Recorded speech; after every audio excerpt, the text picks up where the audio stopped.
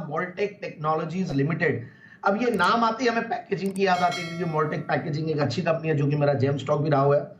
और दूसरा टेक्नोलॉजीज आती है, ऐसा लगता है कि भाई कोई आईटी की कंपनी है, बट ऐसा नहीं है।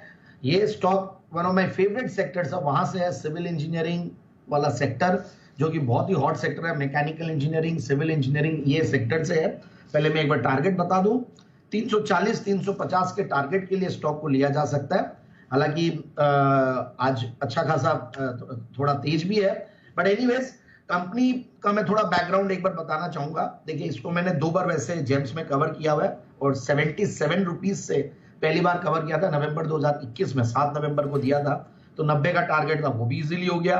फिर मैंने जून में कवर किया था, 120 का टारगेट था, वो भी इजीली हुआ। और अब मैं देख रहा हूं कि ये 300 के लेवल्स में पहुंच चुका है, और यहां पे भी सस्ता ही लगता है स्टॉक, क्योंकि पी मल्टीपल वाइज पहले सर्टेनली 20s के नीचे थे, अब 24 टाइम्स का है। बट उसके साथ गजब की ग्रोथ, गजब के फंडामेंटल्स और गजब के नंबर्स आ रहे हैं, और ये सेक्टर हॉट है। तो ये मोल्टेक बेसिकली जो ग्रुप है उसके प्रोमोटर्स रहे हुए हैं मिस्टर लक्ष्मण राव, मतलब उन्होंने फाउंड किया इस कंपनी को, और मिस्टर ए सुब्रमण्यम, दोनों ही क्वालिफाइड, मतलब बहुत ही अच्छी क्वालिफिकेशन, और आईआईएम अहमदाबाद बैंगलोर से लक्ष्मण राव जी एमबीए किए हुए हैं, और फिर mister Subramaniam is a graduate in mechanical engineering. तो एक बहुत बढ़िया इन दोनों का एक कॉम्बिनेशन से ये ग्रुप अच्छा खड़ा हुआ है।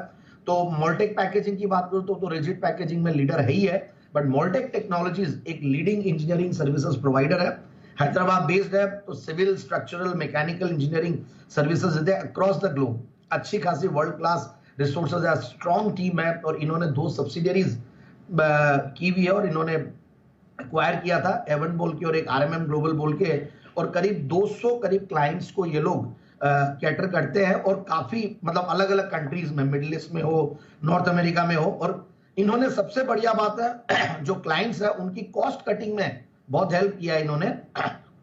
जो लिखा इन्होंने वेबसाइट में 30 से 40% तक का इन्होंने कॉस्ट कटिंग में हेल्प किया हुआ है। और सबसे बढ़िया बात है, टेक्नोलॉजिकली बहुत ही सुपीरियर और साउंड मैनेजमेंट जब होता है, तो in house software development team भी है, जो कि आजकल बहुत इंपॉर्टेंट है। In house software development team कोई भी कंपनी को नेक्स्ट लेवल पे ले जाने के लिए, तो अच्छी खासी एक मैकेनिकल इंजीनियरिंग सर्विस प्रोवाइडर वाली कंपनी, जो कि ऑटोमोटिव, पोल्स, टावर्स और ऑयल एंड गैस डोमेन्स में अच्छा काम करती है।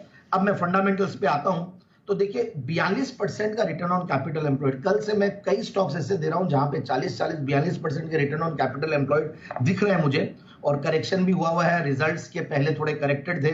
33% का रिटर्न ऑन इक्विटी है।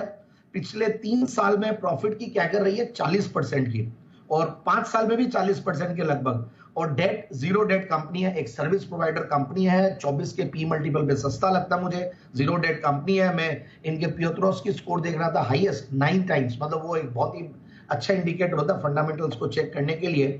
और करंट रेशियोज भी 4 टाइम्स, मतलब 1 से ऊपर होता तो अच्छा माना जाता। तो ऐसी तो स्ट्रॉन्ग बैलेंस शीट कंपनी ने बनाई है। और सबसे बढ़िया बात है, ऑपरेटिंग प्रॉफिट मार्जिन्स भी हायर साइड पे रहते हैं। पिछले 2 क्वार्टर्स तो बहुत अच्छे थे, इनफैक्ट 32-33 टाइम्स का परसेंट का ऑपरेटिंग प्रॉफिट मार्जिन था, बट इस बार 25% का ऑपरेटिंग प्रॉफिट मार्जिन जून के मुकाबले, जून 2022 के मुकाबले बहुत बढ़िया। तो जून क्वार्टर का रिजल्ट, हालांकि दिसंबर और मार्च के क्वार्टर से नीचे आया है profit Q on Q basis पे, but Y O Y basis पे प्रॉफिट्स डबल हुए हैं। मतलब 3 करोड़ के पैट के सामने 6.25 करोड़ का पैट। सो टीटीएम बेसिस पे company highest ever top line पे है और हाईएस्ट एवर बॉटम लाइन पे बैठी हुई है। तो ये एक बहुत बढ़िया चीज मुझे लगी। और कंपनी की खास बात है, शेयर होल्डिंग पैटर्न देख रहा था, तो एफआईआईज, डीआईआईज ने भी धीरे धीरे बढ़ाया है, तो 1.5% के लगभग उनकी होल्डिंग है।